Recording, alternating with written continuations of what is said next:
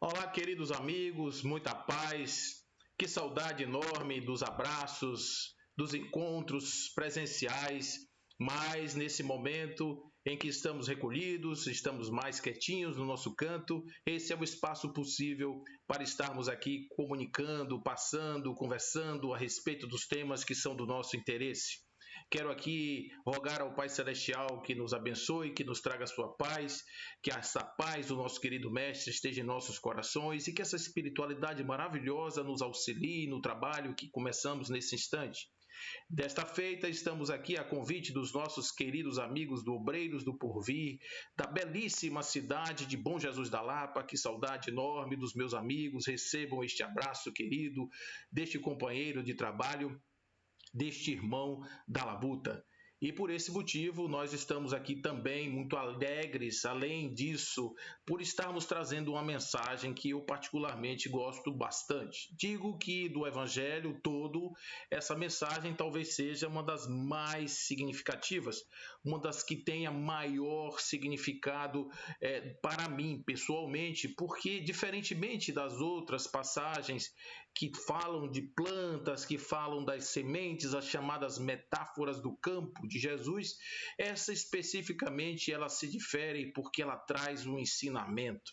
Ela traz não só uma mensagem, não só um tema para reflexão, mas ela traz um objetivo prático, uma coisa prática que todos podemos aplicar, que todos podemos fazer. É uma forma como se fazer esta grande ascese dos companheiros que trabalham na lide do Cristo, que trabalham no campo, na frente de trabalho do Cristo, que fazem da sua vida, usam as parábolas, usam os textos, usam o Evangelho de Jesus como sendo um guia, um direcionador das suas vidas. Então, para isso é importante que a gente tenha textos que nos ajudem. É esse texto especificamente, particularmente, ele é um que está dentro desse contexto. Nós temos aí as figueiras do Evangelho, que são importantíssimas. A figueira que secou, belíssima metáfora do homem que tem externalidade, mas não tem conteúdo. As demais que são prenunciadoras dos tempos novos chegados.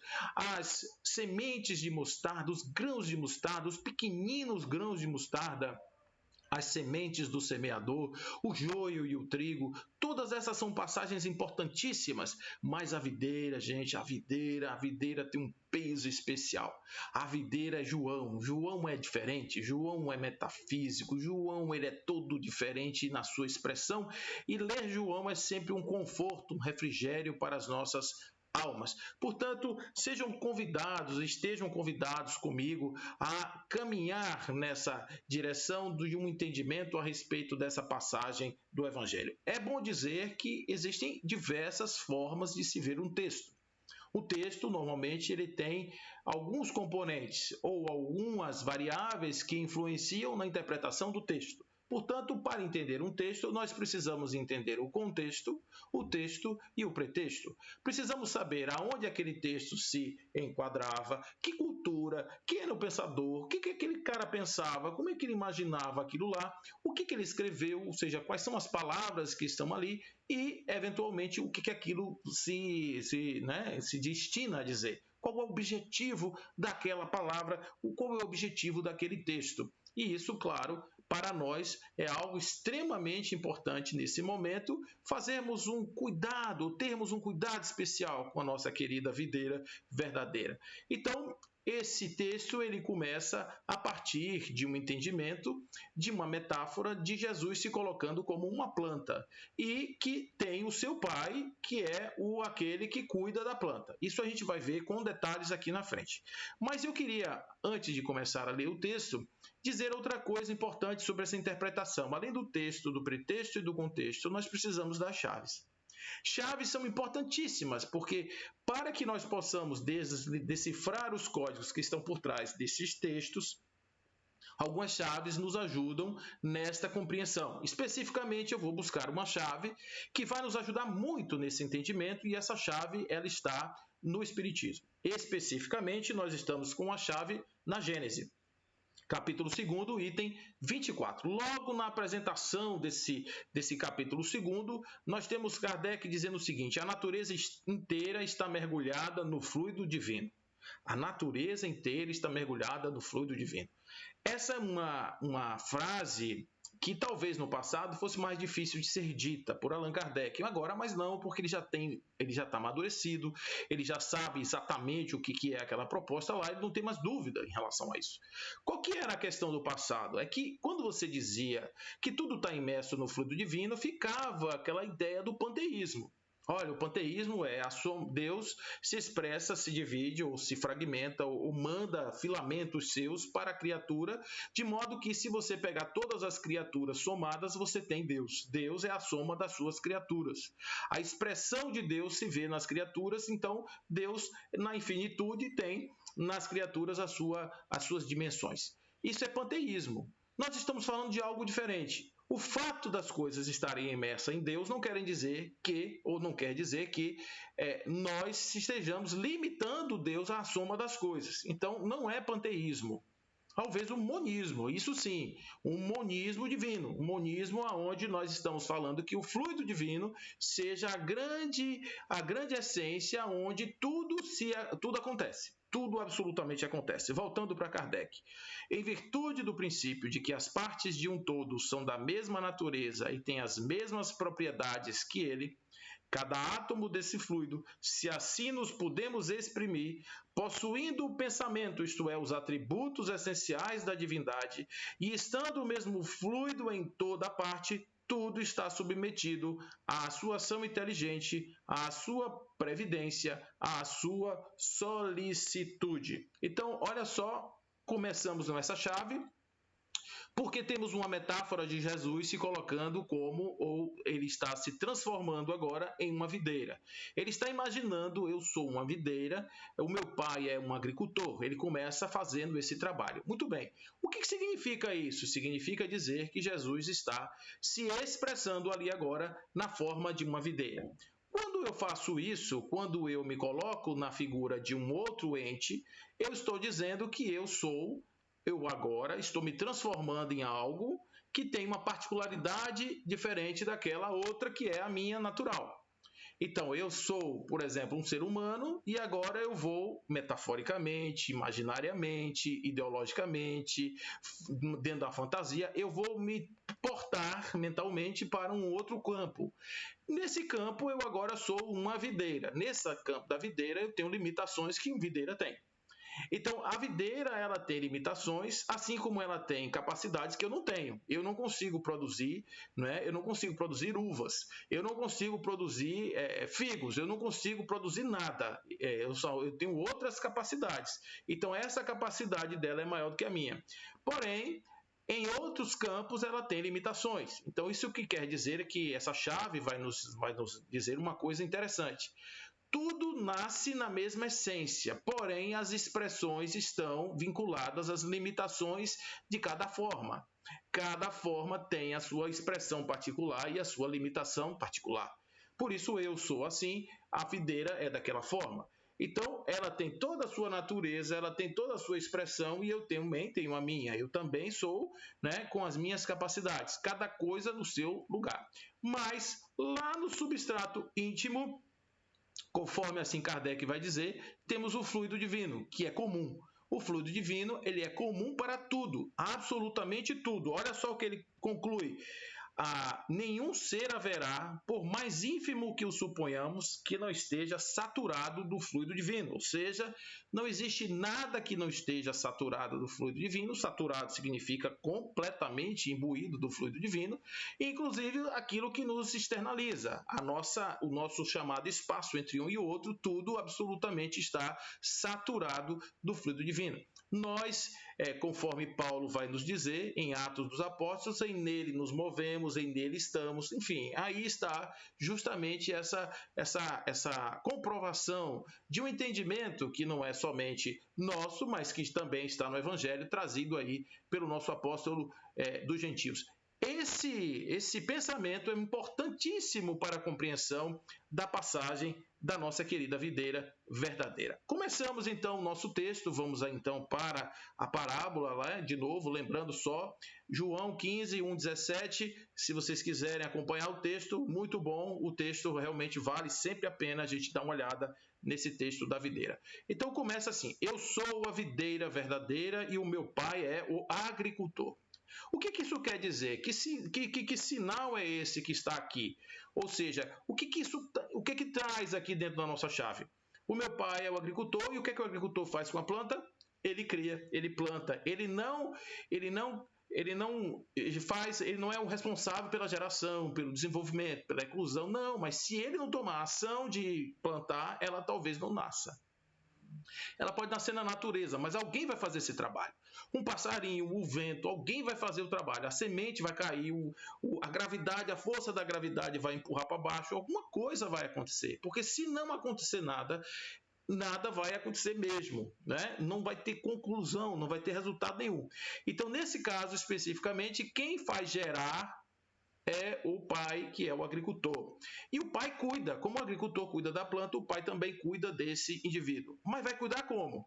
Vai cuidar direcionando. Observe que quando a semente está fraquinha, o agricultor vem, bota o fertilizante, bota o adubo, né? Faz ali o trabalho todo, cuida para que ela tenha o direcionamento correto, faz a colheita correta, tudo certo, para que a planta tenha vida, para que ela produza, para que ela tenha abundância, tudo isso vai acontecer justamente porque o trabalho criterioso, zeloso desse nosso companheiro agricultor. Então, o agricultor aqui agora é o pai criador que deu vida a essa estrutura que é a videira, e que vai ter uma expressão agora de significado, né? Então, a nossa chave serve para entendimento de que a videira tem a mesma essência de um ser humano e que agora ele está dentro nessa perspectiva das limitações de uma videira para expressar como seria, em se considerando a conexão da videira com o agricultor, a sua conexão com o pai. É muito lindo isso, gente, essa possibilidade da gente ser agraciado com essa mensagem. Outra chave que nós vamos precisar aqui, também uma chave importantíssima, é de que nós não nascemos prontos. Nós nascemos, de alguma forma, dentro de um contexto evolutivo. Pensem na semente. A semente é a mesma coisa. A semente está embaixo da terra, ela é um potencial de desenvolvimento. Essa semente ela vai começar o seu processo de maturação, ela vai começar a romper a sua casca, vai começar a romper o terreno, até botar o primeiro broto para fora, e aí vem todo o desenvolvimento. E isso tudo é um processo. Para que ela se transforme numa videira que produza frutos, ela precisa passar por todo esse ciclo do desenvolvimento. Assim também somos nós, que somos seres que não nascemos prontos, enquanto seres carnais, a gente tem todo um desenvolvimento biológico, tem o cérebro, só o cérebro humano leva 22 anos para atingir maturidade. Então a gente tem aí todo um conjunto, né, que acontece. Assim também somos, enquanto espíritos, criados, conforme aqui está nos dizendo, a questão 1009, simples e ignorantes. Nós somos simples e ignorantes, todos tendo que progredir em tempo mais ou menos longo, em conformidade com a vontade de cada um. É isso que Kardec nos diz na questão 1009. Mas há também um princípio da natureza que tudo se encadeia, desde o átomo até o arcanjo, que também começou por ser um átomo. É uma lei de harmonia que o vosso acanhado espírito ainda não pode apreender em seu conjunto. Isso Kardec está nos trazendo aí na questão 540. Então, nós temos duas chaves, portanto, para o entendimento. O fluido divino como elemento comum da criação, portanto, tudo pode, nessa conexão com o divino, ou seja, que significará conectar-se com o divino. Aí a gente tem esse entendimento, e depois que nós somos seres que precisamos mesmo de um direcionamento, de um tropismo, para que nós possamos caminhar em direção a um determinado destino, a uma direção, a um determinado sentido nas nossas vidas, ok? Então, esse é o nosso começo para entendimento da nossa metáfora da videira, nossa parábola da videira. Vamos prosseguir no texto. Todo ramo que em mim não produz fruto, ele o tira. E continua, E todo aquele que produz fruto, ele o limpa para que produza mais fruto. Prestemos atenção nas palavras, porque, de novo, o texto e o pretexto estão aqui muito vivos. Todo ramo que não produz fruto é imprestável, não servil, deve ser destruído, conforme assim a natureza já faz, já trabalha normalmente, e no seu lugar nasce um novo. Nasce um novo que decididamente vai estar mais alinhado ao propósito. A minha pergunta é: qual é a finalidade de um broto de uma videira? Dar as suas folhas, eventualmente os frutos. Isso é o que produz, não é? Se você tiver um galho seco, esturricado, pendurado na árvore, alguém vai fazer o quê? Arrancar e vai jogar fora. Então, significa dizer que se você está na videira, você precisa produzir. Se você está conectado na videira, você precisa de uma atividade de produção. Senão, a sua encarnação ela não tem uma finalidade muito boa. Vamos lembrar da parábola dos talentos. Exatamente a mesma coisa. Está nos dizendo a parábola dos talentos que aquele que enterrou o seu talento, ele é um servo mau e preguiçoso. Aqueles que produziram com o pouco que receberam, produziram bastante, estes são os verdadeiros convidados do banquete do Senhor. Então, observe que está tudo encadeado aí, tá certo? Uma árvore tem um broto que produz fruto. Se esse fruto não produzir, ele tem que ser arrancado. Então, olha só o que Jesus está dizendo. Todo fruto que produz, ele limpa para que produza mais fruto. E o que não produz, ele tira. Olha, a segunda frasezinha que está lá embaixo, que tudo que produz, ele limpa. O que significa na planta a limpeza? O nome disso é poda. Então, quando você pega uma tesoura e vai numa planta e corta, cara pálida, dizer que a planta não sente nada é bom porque ela não tem uma boquinha para gritar. Mas se nós pudéssemos estar ali dentro daquela planta, será que a gente ia ficar feliz de ver alguém com a tesourinha chegando para arrancar um pedaço do nosso corpo? Não sei, pode ser que sim, né? Existe até um livro interessante lá atrás, chamado A Vida Secreta das Plantas, que ele botou um polígrafo nas folhas e conseguiu identificar sensações de angústia do vegetal, em função de uma agressão que estaria sendo perpetrada ali na pesquisa que foi realizada. Então, observe, poda é dor.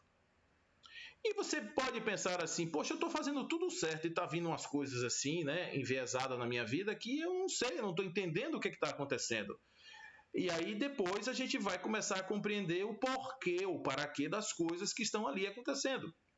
E esse paraquê das coisas é justamente esse cortar para produzir mais.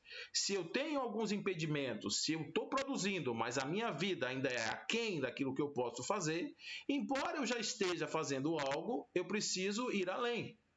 Eu preciso ser ajustado para que a minha produção seja maior. E isso é o que realmente está configurado com uma grande bondade do divino.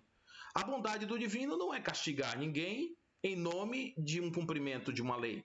Não, é de fazer um ajuste. O sujeito precisa desse ajuste para adaptar-se ao novo contexto da sua vida, às suas novas perspectivas da sua existência. Então, para isso, às vezes, existe a dor da poda. A poda no sentido divino, né? Que vai ali tirar de nós coisas que estão nos atrapalhando o nosso grande desenvolvimento. Então, observe que está tudo encadeado. Você tem tanto a dor da remoção de algo inútil, quanto você tem também uma dor que tem uma função, um viés de produção. Agora, pense na planta. A planta como um todo, pense no desenvolvimento do conjunto, você vai ver que aquilo que foi tirado dá lugar a um novo broto, um broto que nasce ou que renasce com a produção correta. Então, quantas e quantas não são os exemplos, quantos e quantos não são os exemplos, gente, disso? Né? Dessas coisas que estão acontecendo em nossa vida o tempo inteiro, pessoas que vêm, pessoas que vão, encarnações difíceis, tudo, a gente percebe como isso está sendo desenvolvido dentro de uma grande lógica, daquilo que Kardec chama de uma lei de harmonia, não é? Que está lá, que o Espírito, respondendo a Kardec, fala da lei de harmonia no desenvolvimento. É essa harmonia, é a busca pela realização ou melhor dizendo, pela atualização plena das nossas potências. Vamos caminhar no texto. Jesus afirma o seguinte: vós já estáis limpos pela palavra que tenho falado, que vos tenho falado. Permanecei em mim e eu permanecerei em vós. Aí existe agora essa questão de um duplo significado, um duplo viés, não é? Um duplo viés, que essa parábola é muito forte nisso, nesse duplo viés. Existe um lado que é a palavra, o texto, aquilo que é dito, e existe um outro lado que é a permanência do indivíduo nele. Quando ele está falando nele, pense nele como uma videira e pense na pessoa como um ramo. Isso ele vai dizer de forma claríssima depois, né? Então, ele está dizendo isso aqui. A minha palavra já está com você e você já tem todos os elementos para se apresentar. Agora, você tem que permanecer em mim para que eu permaneça em você. O que acontece quando o ramo é tirado da planta? Ele não pertence mais à planta e a planta não pertence mais ao ramo. São duas coisas separadas. Agora o ramo não vai poder, ele vai ter a vida dele lá com todos os destinos dele, enquanto que a planta segue a sua vida, segue o seu destino natural. Esses dois elementos são importantes, eu peço que vocês não esqueçam disso. O texto, ou seja, é o que eu acho que eu devo fazer, e uma atitude de permanência. Eu preciso me conectar nesta planta, eu preciso me conectar nesta fonte da informação, porque somente o texto não adianta. Eu preciso estar conectado para que toda a energia flua.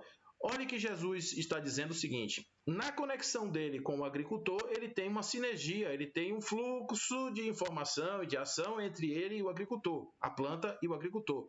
Agora ele está estendendo essa relação para os ramos. Os ramos têm uma relação comigo e eu tendo com o pai, o ramo, claro, tem uma relação com o pai. Há uma cadeia que está se estabelecendo aqui de ligação. Por que que Jesus está se colocando, talvez hierarquicamente, como a posição da planta e o seu discípulo como um galho, e não simplesmente como parte da planta ou como a mesma planta dividida? Porque, claro, existe ali uma natural divisão e uma hierarquia espiritual que está ali, pronta. Jesus está numa condição muito melhor do que o seu discípulo, isso é óbvio, e por conta disso ele está se colocando dizendo: olha, eu posso te ajudar a você fazer essa conexão. Venha por mim, ele vai dizer isso depois. Eu sou o caminho, a verdade e a vida. Ninguém vai ao Pai se não for por mim. Ele está trazendo isso para ele, para que ele possa montar a sua conexão um pouco mais na frente, né? Então, olha aí, ó. Vocês estão limpos, permaneça em mim, para que eu permaneça em você. Vamos mais um texto mais para frente um pouco. Aqui eu vou pegar uma outra chave que está lá em André Luiz, né? Compete-nos, pois, anotar que o fluido cósmico, o plasma divino, é a força em que todos vivemos nos ângulos variados da natureza, motivo pelo qual já se afirmou, com toda razão, que em Deus nos movemos e existimos, conforme assim já disse, está lá, Atos 17, 28, e esse texto inicial está aqui em Evolução dos Mundos, com Chico Xavier e André Luiz. Bom, olha só que coisa interessante está aí. No Espiritismo, nós temos uma convicção de que a nossa conexão com o divino, ela é realmente importante para que nós possamos dar aso ou dar vazão à nossa potência, àquilo que está em nós. Então, o que nós estamos falando aqui como sendo uma experiência prática da videira? A evolução do indivíduo de um ser simples para um ser iluminado. Olha só que é isso aí. Para isso, nós temos dois caminhos. Nós temos o caminho da instrução e o caminho da ação. Por isso, o Espírito de Verdade vai trazer: amai-vos e instruí-vos. Está ali. A palavra está aqui. O texto está aqui, mas tem uma atitude que eu preciso me colocar. Mas nessa atitude, eu preciso entender que, como está lá também na Gênese, conforme aquele texto da Gênese, de que nós temos o fluido divino e que traz em nós as mesmas qualidades do princípio do próprio fluido, nós temos que pensar o seguinte: qual é a função do broto? Produção. Produção significa criação. Criação, dentro de um contexto maior de criação, é o que André Luiz chama de cocriação. Qual é a finalidade do indivíduo? Usar as suas potências realizadoras para construção ou cocriação em plano menor, porque em plano maior nós temos aí outras esferas espirituais produzindo. Nós ainda estamos aqui no nosso pequeno espaço para produzirmos em plano menor com as nossas potências da alma. Por que eu trouxe isso para vocês? Pelo próximo slide que tem aqui no versículo 4, assim como o ramo não pode produzir fruto de si mesmo, precisa da essência da fonte primaz que o alimenta, se não permanece na videira, assim também nenhum de vós, se não permanecerdes em mim. Olha que coisa mais linda, mais cheia de graça, né? Então, se você não tiver acesso à fonte primaz, você não produz nada, né? Você vai ser obliterado na capacidade da sua fonte. Então, o que Jesus afirma? Se você se conecta na videira, se você se conecta na fonte que está conectada à fonte primaz, você tem a sua luz potencializada para que ela possa produzir os frutos da sua existência. Não é lindo isso, gente? É muito bacana isso, a gente vê dessa forma, não é? Porque a gente vê que não tem mágica. Se eu quiser ficar na minha ignorância, imagine que eu queira, eu me cerco aqui, me tranco dentro de uma gruta, num quarto, e vou ficar ali, ó, sem estabelecer conexões. Não estou falando especificamente com um ser, com um ente. Aqui está trazendo o exemplo dele, mas podia ser outro. Podia ser outra forma, podia ser outro canal. Podia, Jesus é um canal. Podia ser outro canal. Não estamos aqui criando exclusividade, dizendo ele é o maior. Não, não é isso. Estamos aqui dizendo que ele está trazendo uma proposta, dizendo eu já tenho esse canal e vocês podem também acessar esse canal estando em mim, ou seja, conectados comigo. E aí, claro, a produção em plano menor, que vai se resumir, num primeiro momento, a criação desse indivíduo, a elaboração desse indivíduo enquanto um ser espiritual que cresce, e também a criação em plano maior futuramente, quando estivermos numa outra condição de conexão, quando estivermos numa outra condição de estabelecimento das nossas relações com o divino. Prosseguindo no texto, no versículo 5, nós temos assim: eu sou a videira, vocês são os ramos. Quem quem permanece em mim e eu permaneço nele, esse produz muito fruto, porque sem mim não pode produzir absolutamente nada, tá certo? Então, aqui é só porque Jesus ele fez uma larga introdução, complexa, densa, e agora ele faz um resumo. Ó, é isso aqui, você entendeu? Está entendido isso? Vamos prosseguir a partir desse ponto. Ou seja, daqui para trás está tudo compreendido. Se nós não estivermos ligados, se você não estiver conectado à fonte da sua energia, você não produz nada. Então, é preciso que haja uma conexão. E a gente vai entender que conexão é essa lá na frente, quando o texto assim se apresentar. Bom, mais uma vez, vamos para o texto. Se alguém não permanece em mim, é lançado fora como o ramo assim é. Ele seca, vão recolher ele, vão lançá-lo no fogo e ele queima. É claro, gente, assim está aqui apenas com uma linguagem um pouco mais forte de queimar, de destruir essas coisas, mas a natureza é assim. Nós temos vida que vai seguindo, né? Então, imagine o seguinte, o sujeito que constrói uma obra, não estou dizendo uma obra de caridade grande, não. Eu estou dizendo o sujeito que constrói uma obra de vida. Ele consegue pacificar caminhos, construção de pontes, ele consegue ser uma pessoa boa, ele consegue salvar almas que estão chafurdando numa lama existencial terrível, ele consegue fazer uma série de coisas boas. Esse indivíduo, o corpo dele desaparece, ele não, ele permanece vinculado àquelas obras que ele realizou.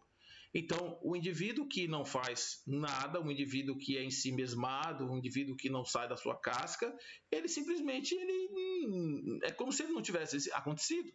É uma encarnação perdida, vamos dizer assim. Então, como a gente sabe que não tem, mas mesmo assim é uma encarnação que ele poderia ter aproveitado melhor, no mínimo das hipóteses. Na melhor das hipóteses, ele podia ter aproveitado melhor aquilo lá.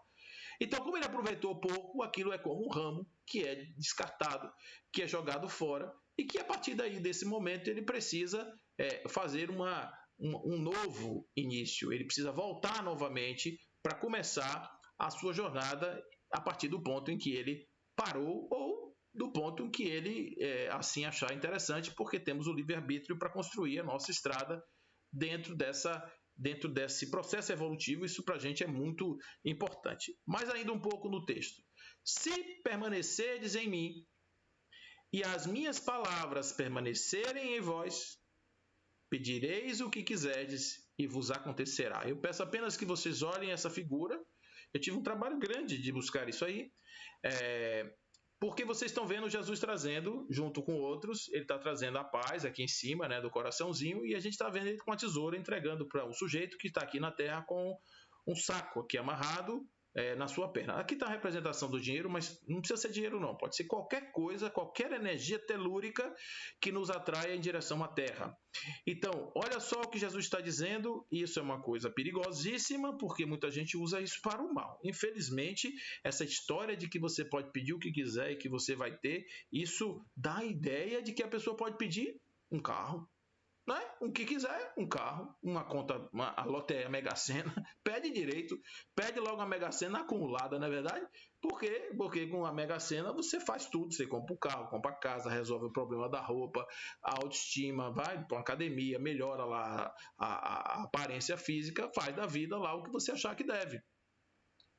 Só que tem uma coisa antes. Preste atenção que o condicionante que estava antes. Se permanecerdes em mim, conectado na fonte, e as minhas palavras estiverem ecoando na sua cabeça. Ou seja, os meus ensinamentos, se eles forem o direcionador da sua vida, e você continuar conectado em mim, você tem acesso à sua fonte primais, e a sua fonte primais te potencializa a ser co-criador em plano menor. Entende essa conexão? Faz sentido isso? Pois é. Então, olha só. Se eu estiver conectado na fonte e estiver com as palavras do meu coração, provavelmente os meus desejos não serão de Mega Sena. Provavelmente os meus desejos serão de paz, de amor, de construção de um indivíduo mais poderoso, no sentido espiritual.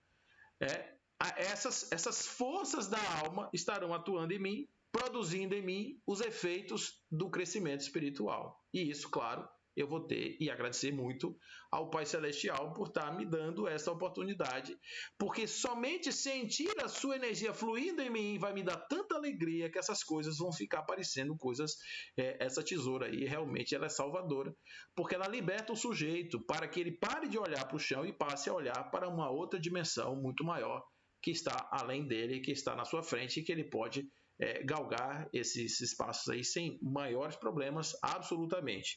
Então, observe que é uma questão de libertação. A verdade que liberta é essa. Conhecereis a verdade vos libertará. Esse sujeito precisa ser libertado.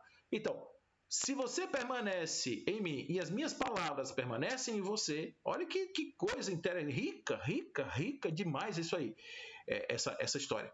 Se as minhas palavras estiverem dentro de você e você estiver conectado comigo na fonte primais, sua vida é outra, cabra pálida. Sua vida é outra. Você vai ter uma outra possibilidade de construção de seus artifícios aí existenciais. É um upgrade, tá vendo? Então, por isso que eu digo, essa passagem, essa parábola é importante porque ela tem ensinamento prático de realização.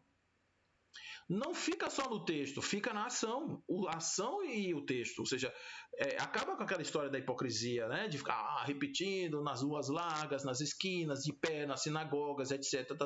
Falando as coisas. Tem que sair da teoria e ir para a prática. Isso é que é o importante dentro do contexto da expressão dessa parábola. Então, temos aqui agora no novo versículo um novo resumo. Então, Jesus agora avançou um pouquinho mais e vai fazer um novo resumo para não ficar nem um pouco de dúvida. Nisso foi glorificado meu Pai, para que estejais produzindo muito fruto e vos torneis meus discípulos. Olha, gente, isso fecha uma lógica. Quando eu vejo as pessoas hoje usando Jesus de uma forma tão assim vil, dizendo que Jesus é promotor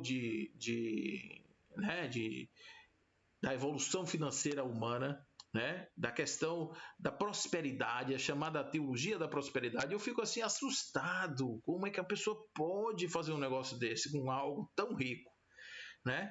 Então, aqui está dizendo o seguinte, olha, preste atenção que o Pai é glorificado nisso tudo. É aí que você reconhece a grandeza de Deus. Você não reconhece a grandeza de Deus pelas coisas que você tem, nas coisas da mão, o perecível, não é isso. Você reconhece a grandeza de Deus pelo fato de você saber que Ele se expressa em você. Você sentir isso em você, aí você tem realmente a glória no Pai, você tem a glorificação. Glorificar significa você reconhecer, você valorizar, você botar no grau de importância devido, né? Por quê? Porque você tem a certeza de que isso está acontecendo em você, isso está fluindo para cá. Isso não está vindo na forma de um favorzinho, porque Deus não faz favorzinho para ninguém. Não existe derrogação da lei natural. Não existe, eu vou fazer para Paulo porque Paulo não sei o que, tal. Não. Paulo vai se submeter lá ao cadinho da dor dele, porque ele é imperfeito, está fazendo as coisas erradas e etc. Então ele deixa ele aprender como uma criança aprende, né? Então o Pai será glorificado pelo entendimento, pela percepção, pela compreensão disso tudo. Isso tudo, no conjunto da obra, né, que nós vamos encontrar aqui a glorificação do nome de Deus. Parar com esse negócio de ficar usando o nome de Deus como se Deus fosse um serviçal das nossas necessidades mundanas. Isso é uma loucura que a gente perdeu o rumo dessa história faz tempo. E a gente precisa recuperar isso. Deus é uma energia linda, maravilhosa. É algo que não dá a mente, não consegue entender de tão grande que é, de tão perfeito que é. Porém, é tão amoroso, é tão grandioso isso que nos oferece a oportunidade de nós sentirmos a sua presença em nós, a partir da nossa pequena consciência. Ou seja, eu não consigo entender, mas eu consigo sentir. E em sentindo, eu me embriago de uma estesia de tamanha grandeza que isso faz com que compense absolutamente abrir mão de qualquer coisa das coisas da terra. Eu só tenho que me permitir. Eu só tenho que permitir que eu faça isso. O meu jogo é esse. Eu vou me permitir, eu vou conseguir, eu vou poder saltar, eu vou poder atingir esse lugar? Essa é a pergunta. Quando eu começo a ver que isso é verdade, aí vem a fé, vem a certeza. Allan Kardec foi muito feliz quando ele se preocupou com a tal da fé raciocinada, que muita gente interpreta isso erradamente, infelizmente. Acha que fé raciocinada é o abandono da fé. Não é isso. Ao contrário, é a compreensão de um princípio segundo o qual eu acredito naquilo que é possível. Eu não acredito no impossível, como dizia Tertuliano. Eu não acredito no absurdo. Porque tem poderes. Tudo bem, vai ter coisas que eu ignoro e eu vou achar que não pode, que vai poder. Mas hoje, concretamente falando, é muito mais seguro, muito mais confortável quando você tem algo que ele sustenta, que ele suporta na sua fé, na sua certeza, e você sabe que não é um absurdo. Você sabe que tem fundamento. Tudo que eu estou dizendo aqui para vocês tem fundamento. Pode buscar lá na doutrina, nas doutrinas do Oriente, vá para o Vedanta, para Bhagavad Gita, vá para todos esses lugares que você vai encontrar, né? Você vai encontrar a mesma mensagem. Tudo Buda, tudo igual. O que muda é a linguagem, é o texto, é o contexto, é o pretexto, né? O que muda é a forma como expressa. Nós do Ocidente somos diferentes do povo do Oriente. O povo do Oriente é mais disciplinado para certas coisas, a gente não é. A gente é mais materialista, então a gente precisa de uma pedagogia nova, uma pedagogia diferente, e o Cristo se encaixa perfeitamente como esse grande pedagogo que nos ensina a evoluir. Mais um pouco aqui na nossa digressão. Amor é confiança. Olha, gente, isso é muito importante isso aqui. Porque muitas pessoas pensam que Jesus, né, quando a gente fala de amor, Jesus, eu te amo, a gente pensa que louvor é amor. Louvor não é amor. Olha, não é amor. Louvor é dependência psicológica. Louvor é desespero. Louvor é muitas coisas assim. Aí alguém que ouve isso vai me excomungar, porque eu estou falando isso e, na verdade, eu não quero dizer que uma pessoa que louva não possa amar Jesus. Não estou dizendo isso. Eu estou dizendo que você botar os braços para cima, você até eventualmente chorar algumas lágrimas, isso não quer dizer que o seu amor esteja ali, puro, verdadeiro. Por quê? Porque o verdadeiro amor é incondicional. Eu amarei Jesus independente do que Jesus fizer por mim. Eu amarei Jesus, como amo, independente das ações que ele faz na minha vida. Eu amarei e amo e sempre amarei Jesus por ele ter nos ensinado como fazer o nosso caminho de libertação. Então, o meu amor não tem troca. Eu não quero que ele faça nada por mim, eu só quero que ele exista. Eu só quero que ele seja, eu só quero que ele esteja no lugar exato que ele está. e que eu possa enxergá-lo. Porque enxergando ele nesse lugar que ele se encontra, eu me melhoro, eu cresço, eu evoluo. Por isso eu agradeço a ele por estar nesse lugar se mostrando para nós. Basta isso. Então, eu não preciso ficar levantando minhas mãos, cantando, batendo. Não, eu só preciso fechar os meus olhos. E no meu contentamento interior, agradecer profundamente a existência dessa pessoa. Então, isso pode ser um amor muito mais verdadeiro do que os que levantam os braços e que estão fazendo aquilo, até achando que vão ganhar alguma coisa, ou de repente ter algum benefício na sua vida material, pessoal, imediata. É isso que eu estou falando. Porque amor para Jesus é confiança. O que significa confiança? Confiança é o seguinte: confiança é você acreditar que a lei é inexorável. Então, se, por exemplo, aconteceu uma coisa na sua vida, uma coisa muito ruim na sua vida, aconteceu, muito bem. O que significa isso? Nada, além do fato de que uma lei natural está atuando em mim e eu tenho que entender a razão disso. Não é uma vontade de alguém, não é um desejo de alguém, porque Deus não tem vontade, gente.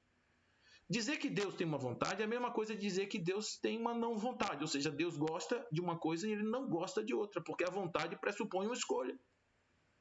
Então Deus não tem escolha, é uma lei que age perfeita, maravilhosa. Então não existe isso ou aquilo, existe apenas um sentido que no nosso olhar, a nossa compreensão miúda não consegue atingir. A gente não sabe o que é. Quando a gente vê a história toda, a gente entende, mas se você olhar só um capítulozinho, um pedaço da história, você não vai entender. E vai achar que tem justiça, vai achar que tem uma série de coisas ruins, erradas, e não tem nada errado, está tudo certo, está tudo absolutamente perfeito. Nós não temos que ter dúvida disso, tá certo? Então, observe que nós estamos falando aqui de uma coisa que é uma chave, de uma compreensão. Então, o amor que Jesus está dizendo aqui é confiança. Você confia em mim? Assim como meu pai me amou, meu pai confiou em mim, meu pai me deu as prerrogativas para que eu estivesse aqui, eu também fiz isso por vocês. Eu confio em vocês. Eu vos amei porque eu confio e sei que vocês vão agarrar. Pedro, tu és pedra, e sobre esta pedra edificarei a minha igreja. É o que ele diz. Permanecerei no meu amor. Permanecei no meu amor. Né? Continuem na minha confiança. Continuem. Não percam, não se percam de mim. Não se percam de mim, não desapareçam. Se observardes os meus pensamentos, aí vocês vão permanecer no meu amor, como nós estamos aqui observando o pensamento dele. Permanecer no amor significa continuar acreditando que aquilo é verdadeiro, que aquilo não é uma falácia, aquilo não é da boca para fora. Assim como eu tenho observado os mandamentos do meu Pai e permaneço no seu amor. Assim como eu confio em Deus, eu espero que vocês confiem no que eu estou lhe dizendo. Porque esse é o grande lance. É confiança, gente. Confiança. Amor é confiança. É você fiar com. É você sentar ali e ficar ali do lado, ó, firme. Aqueles primeiros cristãos que desciam das arquibancadas para serem devorados e gritavam, Ave Cristo. Aqueles estavam fazendo um papel daqueles que confiam. Por que fazer isso? Porque confiam. Porque sabem que vão encontrar. Sabem o que estão fazendo. Não é um tormento voluntário, porque tormento voluntário não ajuda ninguém. Mas é uma ação de devotamento dado o inexorável, o que não se pode modificar. Eles foram presos e iam ser condenados. Então, a morrer chorando, eles morrem glorificando porque eles confiam, eles acreditam, eles sabem o que vem depois. Não é? Isso é importante em todas as passagens do Evangelho, a gente saber que Jesus fala sempre de confiança e ele não quer louvor, ele não quer musiquinha, ele não quer nada disso. Ele quer apenas que a gente acredite e fique nele, confie nele, porque ele traz palavras de libertação. Eu tenho vos falado dessas coisas para que a minha alegria esteja em vós e a vossa alegria se cumpra, ou, melhor dizendo, que a vossa alegria seja plena. Está vendo o que nós estamos vendo, gente? É libertação, empoderamento, não tem nada a ver com constrição, não tem nada a ver com aquilo que meu Deus, são as coisas horrorosas que fizeram aí com isso. A alegria não quer dizer que você vá pro reggae, sabe? Não. A alegria é você se sentir pleno.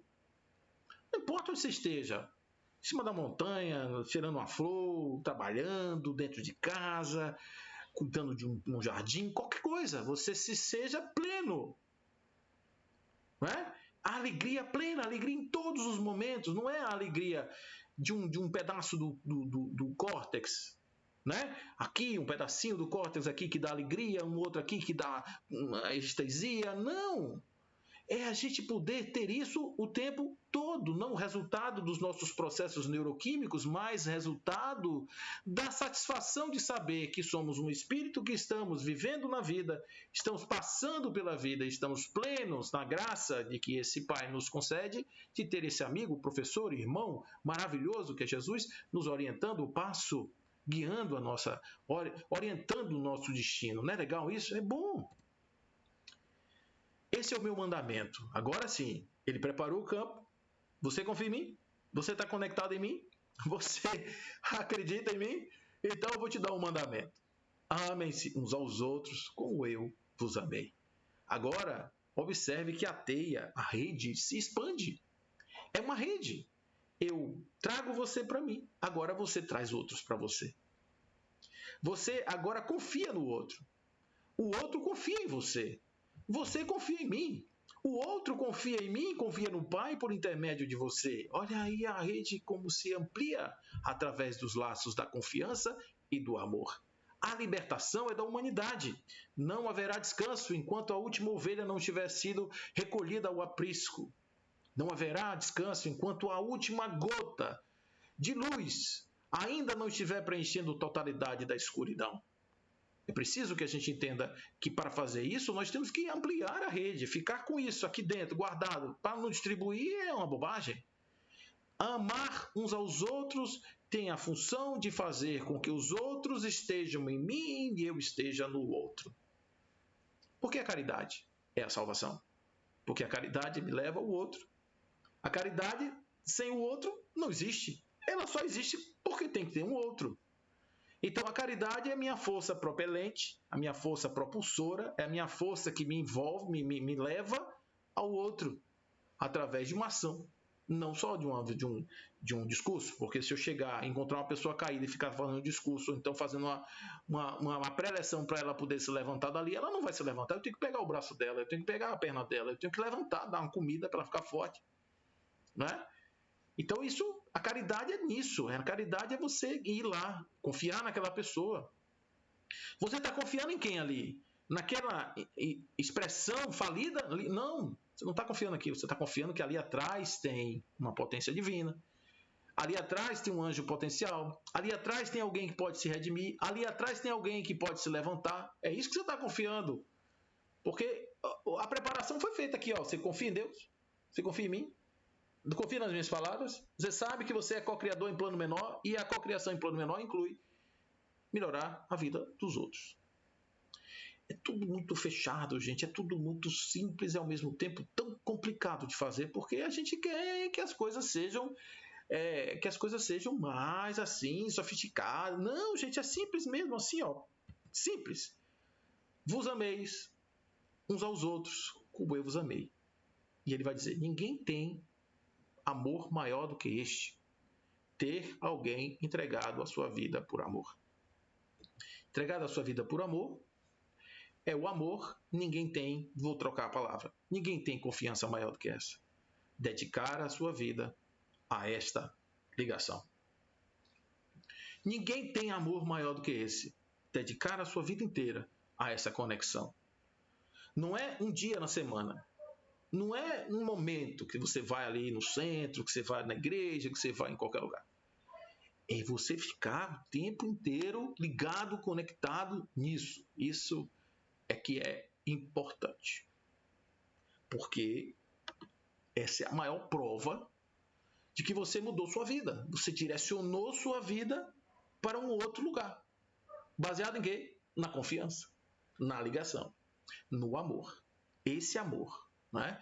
O amor de passar a mão faz parte. É um componente. Mas o amor verdadeiro é o de você acreditar nos potenciais daquela pessoa, nos potenciais daquela ligação e em tudo que aquilo pode construir na sua vida. Isso é que é o X da questão. Vós sois meus amigos, se vocês fizerem o que vos ordeno. Vocês estão comigo. Vocês vão dar provas realmente de que vocês conseguiram compreender a minha mensagem se vocês tiverem a possibilidade de executar isso. Pouco. Só isso que eu estou te dizendo.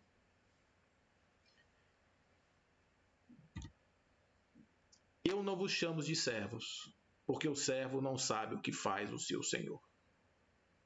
Eu vos tenho sempre chamado de amigos, porque todas as coisas que ouvi junto do meu Pai, eu vos dei a conhecer. Tem alguma dúvida ainda? Alguma dúvida há do que ele quer dizer com isso? Não. O que eu sei, o que eu ganhei da minha experiência, evolução espiritual, o meu desenvolvimento, está aqui, na sua mão. E eu chamo você de amigo porque eu confio em você. Eu sei que você vai poder fazer. Se você não quiser fazer, tudo bem, você pode não querer ser meu amigo. Nesse sentido que nós estamos conversando aqui. Não é amigo de Jesus, não é ficar chamando Jesus de J. Cristo, nem ficar chamando Jesus de Eixinha. Não é isso. É você ter realmente uma ligação de confiança amorosa com esse mensageiro da palavra de Deus. Deus expressa-se com sua lei. Os sábios da humanidade, eles não conversam diretamente com Deus, porque Deus não fala. Mas eles captam as mensagens que estão vindas dessa grande lei, desse grande conjunto manancial, funcional, perfeito, amoroso, lindo, perfeito, infinito, eterno. Ele capta isso com a sua sensibilidade, transforma em palavras e traduz. Por isso ele precisa encarnar. Muita gente pergunta assim, por que Jesus veio aqui para a Terra? Veio para isso. Para pegar tudo aquilo que ele traduziu e passar aqui para a gente. Compare mais ou menos uma reunião mediúnica, que é aqueles espíritos que sabem, ou de repente estão desencarnados e só querem ouvir encarnados.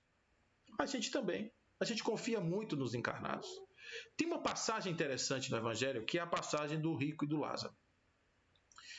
Alguns já conhecem, já virou até novela, essa passagem é bem conhecida. Mas eu queria pegar um pedaço especificamente, que é, no momento em que o rico está lá, junto do pai Abraão e do Lázaro, do mendigo, e ele diz assim, vai lá e avisa os meus irmãos de que isso aqui está acontecendo, para que eles não cometam o mesmo erro que eu cometi.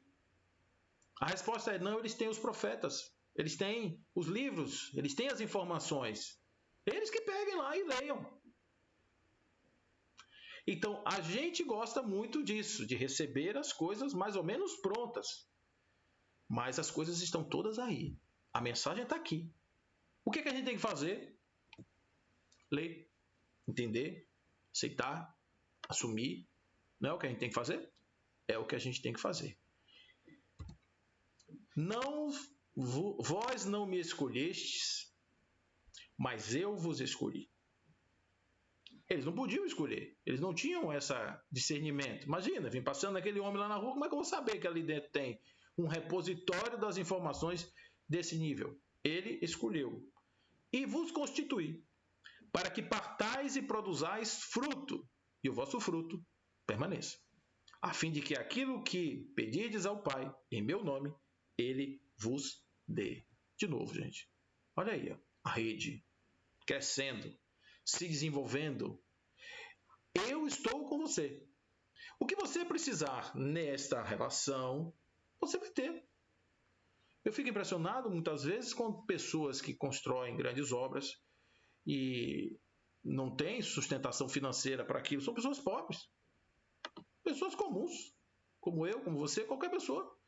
E eles têm coragem de fazer aquilo lá. E às vezes você vê aquele negócio crescendo, crescendo. Irmã Dulce, um galinheiro virou aquilo. Não é? Uma obra espetacular. Então tudo isso faz parte de um conjunto. A natureza conspira, o universo conspira, tudo ajuda quando você está nessa ligação. Agora, se prender e achar que a prosperidade é o caminho da conexão com Jesus, meus sentimentos, viu, amigo? Meus sentimentos para a sua fé, viu? Essas coisas ordeno a vós, que vos ameis uns aos outros. Essa é a grande mensagem. A mensagem amorosa de Jesus, que nos guia, que nos conduz, que nos leva em direção a um patamar evolutivo muito superior ao que nós estamos. Então, nesse momento, vamos pensar no nosso Mestre como o grande conector com o divino e dizer: Jesus, invade a minha alma com a tua sabedoria. Invade o meu corpo com a tua luz bendita e permite que Deus se expresse em mim através de ti. Que as tuas palavras sejam o mapa dos meus caminhos e o guia dos meus pés. Que os teus ensinamentos sejam as emoções mais profundas que possam direcionar as minhas ações e controlar os meus pensamentos. Que eu possa ter em ti sempre o amigo fiel em que posso confiar, sem dúvidas. E entrego a minha vida totalmente, o meu destino e todos os dias da minha existência. Para que assim eu possa, nesta relação de confiança amorosa, beber da fonte infinita da tua alegria e ser alegre plenamente. E transfundindo essa alegria e essa energia que tu me dás, eu possa também assim esparzir em outros corações a mesma confiança, o mesmo amor, a mesma fé e a mesma paz. E trazer essas pessoas para junto de mim, para que elas também te vejam através dos meus olhos, das minhas palavras e, mais do que tudo, das minhas ações, do meu coração e da minha fé, da minha certeza da sua existência. E que o Pai possa ir de pouco em pouco formando esta grande rede daqueles que reconhecem o divino em suas vidas e reconhecem a tua presença como sendo a grande fonte, o grande manancial de luz, a fonte de água viva, de quem bebe nunca tem sede. Por isso, nesse instante, meu amigo, companheiro, saiba que eu te amo e confio em você. E sei que a sua presença em nossa vida nos trará apenas todo bem e toda paz. Que nós possamos refletir sobre este nosso ensinamento, sobre este pensamento da videira, que é a verdade que liberta, e caminhar assim na confiança, no amor recíproco e plural para os braços do nosso Criador, que assim nos fez simples para que nos tornemos perfeitos, como perfeito é o Pai Celestial. Fiquem com Deus, que assim seja.